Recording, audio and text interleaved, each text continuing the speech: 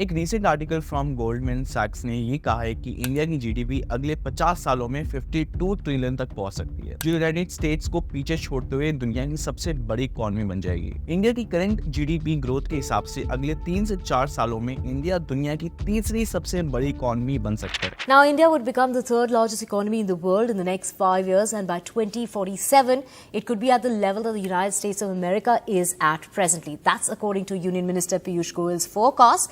1.4 billion people of India are going to make the economy 35 to 40 trillion US dollar one, is what Piyush Goyal had to say.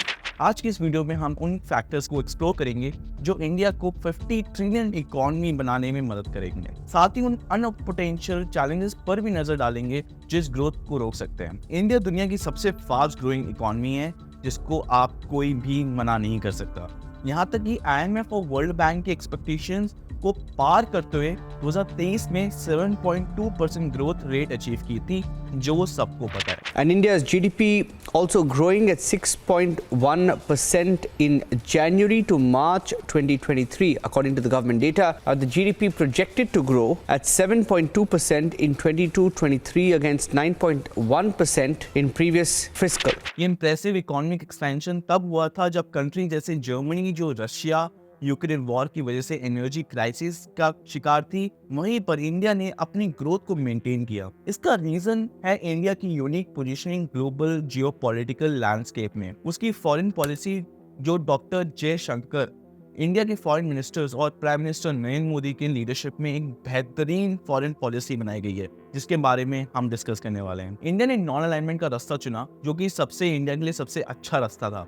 अपने historical ties Russia के साथ use करते हुए oil prices पर discount ले लिया और अपने स्टेटस को वर्ल्ड मोस्ट पॉपुलर डेमोक्रेसी के रूप में यूज करते हुए यूएसए से सपोर्ट ले लिया। और आप सोच रहे होंगे कि रशिया और यूएसए दोनों ही इंडिया के साथ अच्छा रिलेशनशिप क्यों बनाए रखना चाहते हैं। इसका जवाब है कि स्ट्रैटेजिक इंपॉर्टेंस इन दोनों देशों के लिए बहुत ही ज्यादा जरूरी है। अगर हम बात करें रशिया की, तो रशिया अपनी इकोनॉमी को सस्टेन करने के लिए हेवली रिलाई करता है इंडिया के ऑयल और वेपनरी परचेजेस पर। अगर हम बात करते हैं 2022 में, तो इंडिया ने रशिया से $40 billion worth of goods import किए थे, जो इस साल $50 बिलियन से भी ज्यादा हो सकते हैं। और यहाँ तक कि यूएस से भी इंडिया पर डिपेंड करता है, स्पेशली चाइना के साथ पोटेंशियल कॉन्फ्लिक्ट्स में तो बहुत खासकर। इंडिया का स्ट्रैटेजिक लोकेशन यूएसए के लिए एक बहुत ही वैल्यूएबल अलाय बनता है। साथ ही साथ इंडिया के पास दुनिया की चौथी सबसे बड़ी मिलिट्री है, जो चाइना के साउथ वेस्टर्न बॉर्डर से कॉन्फ्लिक्ट में एक बहुत बड़ा क्रूशियल रोल प्ले कर सकती है। अगर आप बात करें तो इसी वजह से इंडिया ने हाई ग्रोथ मेंटेन की है। जहां दुनिया इकोनॉमिक शटडाउन फेस कर रही थी, पर हम डिस्कस करेंगे कि इंडिया क्यों एक 50 ट्रिलियन इकोनॉमी बनने के लिए बिल्कुल पॉइज्ड है। लेकिन उससे पहले, अगर आपको ऐसे कंटेंट पसंद है और आप ऐसे कंटेंट देखना चाहते हैं, तो प्लीज लाइक एंड सब्सक्राइब करें, क्योंकि ऐसा कंटेंट लाने में बहुत मेहनत लगती है एंड खासकर मेरे चैनल के ऊपर ऐसा कंटेंट बहुत ज्यादा है। ऑल्सो अगर आप लाइक करेंगे चैनल को, तो यूट्यूब एल्गोरिदम में भी हमें मदद मिलेगी। चलें वापस आते हैं अपनी वीडियो पर। प्राइमरी रीजन जो आप गेस कर सकते हैं वो है कि यंग वर्कफोर्स। इंडिया के पास दुनिया की लार्जेस्ट यूथ पॉपुलेशन है। लगभग 66% of its population it's over 808 million. In short, 35 साल के नीचे है। लगभग 40% ऑफ इंडियन पॉपुलेशन 13 से 35 की एज के ब्रैकेट में आते हैं। दरअसल इंडिया में 35 साल से कम लोग यूएसए की टोटल पॉपुलेशन से भी ज्यादा है। और आप ये देख सकते हैं कि ये डेमोग्राफिक इंडिया की इकोनॉमिक ग्रोथ का सबसे बड़ा कैटलिस्ट बनेगा। इस चीज को अगर हम कंपेयर करते हैं चाइना, जापान, साउथ कोरिया और यहाँ तक कि इटली जैसे कंट्रीज के साथ भी, जो कि रैपिडली एजिंग पॉपुलेशन को फेस कर रही है। The country is aging and shrinking. 1 in 5 people are over the age of 60, which is the largest elderly population in the world. इनके नंबर हर साल कम हो रहे हैं।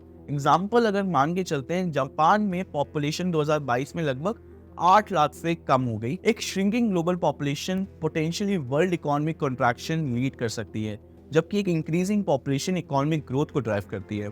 इंडिया की पॉपुलेशन 2064 तक ग्रो होने का प्रोजेक्शन है, जो सजेस्ट करता है कि तब तक इंडिया ग्लोबल इकोनॉमिक ग्रोथ के सिग्निफिकेंट ड्राइवर बन जाएगा। और इंडिया की ग्रोथ का दूसरा रीजन उसके इंडिया स्टैक है।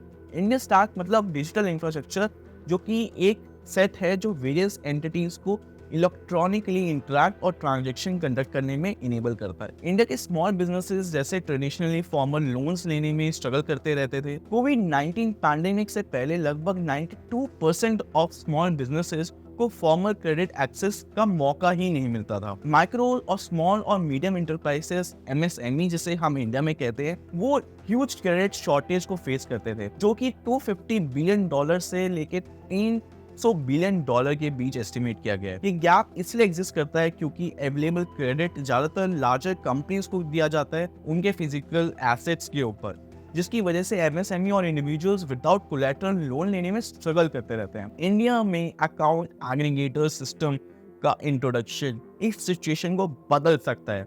ये सिस्टम बिजनेसेस और इंडिविजुअल्स के लिए लिमिटेड फाइनेंशियल हिस्ट्री के बिना और फिजिकल कोलैटरल के भी बिना एक फॉर्मल फाइनेंशियल इंस्टीट्यूशन से लोन लेना आसान बना सकता है। हम एक और चीज की बात करने वाले हैं जो है AA सिस्टम। वो इंडिया स्टैक का एक बहुत ही इंपॉर्टेंट हिस्सा है जो आइडेंटिटी वेरिफिकेशन, पेमेंट और डेटा मैनेजमेंट के लिए पब्लिक और प्राइवेट कोलैबोरेशन के थ्रू डेवलप किया गया है। इंडिया स्टैक का पहला पार्ट है आधार, एक डिजिटल आइडेंटिटी सिस्टम जो millions of Indian specially rural areas में जो गवर्नमेंट और बैंकिंग सर्विसेज एक्सेस करने में मदद करता है। दूसरा पार्ट है यूनिफाइड पेमेंट इंटरफेस, जिससे आप सब बहुत ज्यादा वाकिफ हो, वो है UPI। इंडिया में UPI ने धूम मचा दी है।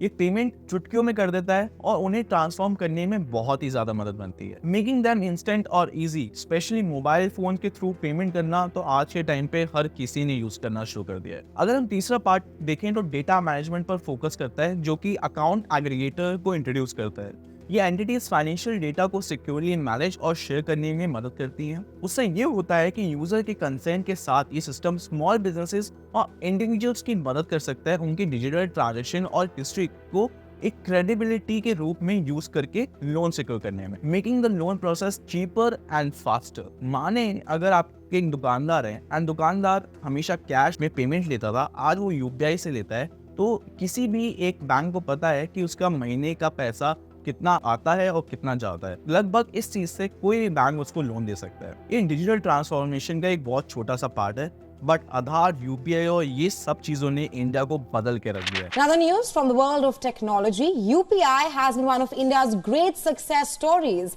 Well, it is now among the top payment methods in the country. India में स्मॉल और मीडियम बिजनेसेस के लिए बहुत इंपॉर्टेंट हो गया है और इकोनॉमी और एम्प्लॉयमेंट के सिग्निफिकेंट कंट्रीब्यूशन बन रहा है। AA सिस्टम एक मेजर स्टेप फॉरवर्ड है जो कि ज्यादा स्मॉल बिजनेसेस और इंडिविजुअल्स को फॉर्मल फाइनेंशियल सिस्टम में लाते हुए इस बिजनेसेस की ग्रोथ बूस्ट कर सकता है। अगर हम बात करें, दरअसल इंडिया में डिजिटल ट्रांसफॉर्मेशन की वॉल्यूम USA, चाइना और यूरोप की कंबाइंड टोटल को भी सरपास करती है, जो कि सिग्निफिकेंटली बहुत ज्यादा डेवलप है इंडिया से। तो ये इंडियन स्टैक का एक बहुत बड़ा हाईलाइट है। ये डेवलपमेंट पोटेंशियली UPI सिस्टम के एक फ्यूचर अल्टरनेटिव बन सकता है। अगर हम बात करते हैं इंटरनेशनल ट्रांजैक्शन की, तो आपको पता ही है कि स्विफ्ट मनी ट्रांसफर सिस्टम हमेशा से यूज होता रहा है। स्विफ्ट USA के लिए एक टूल रहा है अपनी ग्लोबल इन्फ्लुएंस को मेंटेन करने में, जो अक्सर उन कंट्रीज को आइसोलेट करता है जो कि इन पॉलिसीज को अपोज करती हैं। UPI का राइज USA के लिए एक बहुत ही बड़ा चैलेंज है।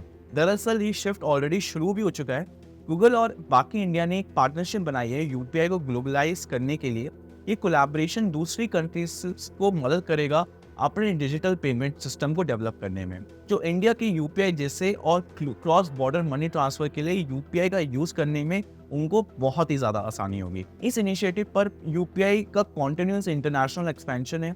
यहाँ तक कि सिंगापुर, फ्रांस, श्रीलंका और UAE तो ऑलरेडी ही लॉन्च हो चुका है। प्राइम मिनिस्टर नरेंद्र मोदी ने फ्रांस में UPI लॉन्च किया, जो इंडियन टूरिस्ट को इंडियन करेंसी में पेमेंट कंडक्ट करने में मदद करता है। अगर आप और देखें तो न्यूजीलैंड में UPI इंट्रोड्यूस करने के लिए डिस्कशन बहुत जल्दी प्रोग्रेस में है। अगर हम तीसरे रीजन की बात करें जो दुनिया की सबसे बड़ी इकॉनमी में बनने में मदद करेगा, वो सरप्राइजिंगली चाइना की वजह से है। हाँ, चाइना हमारी मदद करेगा। चाइना की रिसेंट एक्शन इनडायरेक्टली इंडिया की सक्सेस में कंट्रीब्यूट कर रहे हैं। चाइना का डेट ट्रैप क्रिएट करने की प्रैक्टिसेस और ताइवान पर एग्रेसिव स्टांस और टेररिस्ट इनकाउंटर्स ने मेजर कंपनीज और कंट्रीज को ट्रस्ट सिग्निफिकेंटली लूज कर दिया है। इसका रिजल्ट ये है कि चाइना को अब एक दूसरी नजर से देखा जा रहा है। एक China plus one strategy adopt कर रहे हैं हर कंपनी जो अपनी मैन्युफैक्चरिंग को अल्टरनेटिव कंट्रीज में शिफ्ट कर रहे हैं, और इंडिया एक प्राइमरी बेनिफिशियरी के रूप में इमर्ज हो रहा है। मेजर ग्लोबल कंपनी जैसे एप्पल और टेस्ला ने अपने ऑपरेशंस इंडिया में शिफ्ट करना शुरू कर दिया है। Apple assembled $14 billion of iPhones in India last fiscal year, doubling production and a sign it's accelerating a push to diversify beyond China. For more, example के तौर पर अगर हम बात करें, जो लेटेस्ट एप्पल का आईफोन 15 आया है वो इंडिया में ही मैन्युफैक्चर किया जा रहा है। ये शिफ्ट ना सिर्फ कई जॉब अपॉर्चुनिटीज को क्रिएट कर रहा है बल्कि इंडिया में फॉरेन कैपिटल इन्वेस्टमेंट को भी बहुत जल्दी अट्रैक्ट कर रहा है। अगर हम बात करते हैं इन्फ्लक्स इंडिया के स्टॉक मार्केट को वर्ल्ड के 4th लार्जेस्ट बनाने में, ये सब चीजें बहुत ज्यादा मदद करने वाली हैं। अगर आपको पता है तो हमने हांगकांग को तो कब का सरपास कर चुका है। अभी तक हम 3 रीजंस के बारे में बात कर चुके हैं, अब हम चौथे रीजन की बात करने वाले हैं जिसमें नितिन गडकरी जी का बहुत ही बड़ा हाथ है। अगर हम एक की एग्जाम्पल की बात करते हैं इंफ्रास्ट्रक्चर डेवलपमेंट की, तो अयोध्या सिटी का ट्रांसफॉर्मेशन एक काबिल तारीफ है। पिछले साल दिसंबर में मोदी जी ने अयोध्या में एक नया एयरपोर्ट और एक रिवैम्प रेलवे स्टेशन इनॉग्रेट किया था, जिसमें $2.2 बिलियन उत्तर प्रदेश स्टेट में हिमाक सिर्फ और सिर्फ डेवलपमेंट प्रोजेक्ट्स के लिए दिए गए थे, including $1.7 billion specially for Ayodhya. ये डेवलपमेंट एक ब्रॉडर ट्रेंड और नेशन वाइड इंफ्रास्ट्रक्चर ग्रोथ के पार्ट है जो रेड टैपिज्म को और पॉलिसी पैरालिसिस को दूर कर रहा है, जो पहले इंडिया को ग्रोथ में बहुत ज्यादा हिंडर करती थी। इस साल कई मेजर इंफ्रास्ट्रक्चर प्रोजेक्ट्स इनॉग्रेशन के लिए सेट हुए हैं, इंक्लूडिंग दुनिया का highest fair bridge, Jammu Kashmir में Mumbai trans harbour link, Delhi Mumbai expressway highway और द्वारका एक्सप्रेसवे सैंक्शन हो चुका है पहले से ही।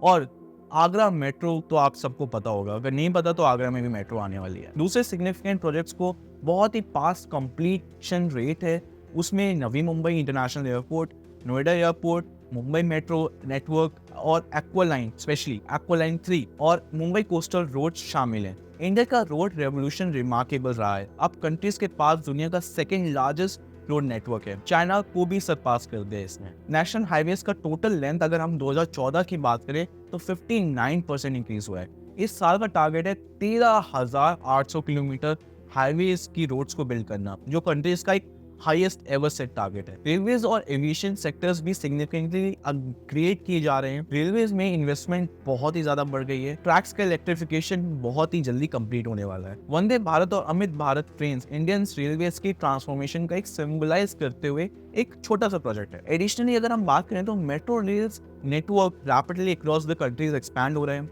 एविएशन में इंडिया ने नए नए एयरपोर्ट और टर्मिनल ओपन कर दिए हैं।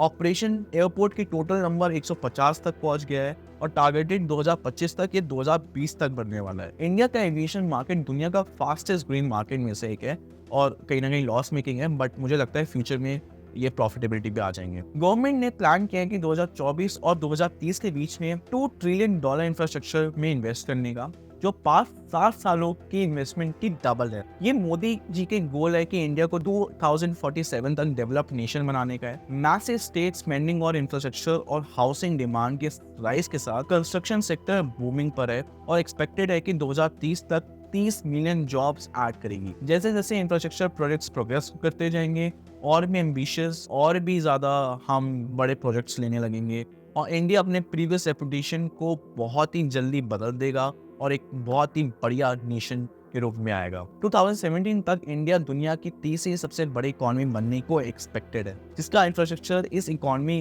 के रिफ्लेक्ट करता है। अगर हम कंक्लूजन की बात करें तो इंडिया में $30 ट्रिलियन इकोनॉमी बनने के लिए बहुत ही सही पॉइंट है, जो 4 फाउंडेशनल पिलर्स के सपोर्ट के बेस पे है। पहले उसका यूथफुल पॉपुलेशन, जिसका मेजॉरिटी 35 साल के नीचे है और ये डायनामिक और रोबस्ट वर्कफोर्स प्रोवाइड कर रहा है।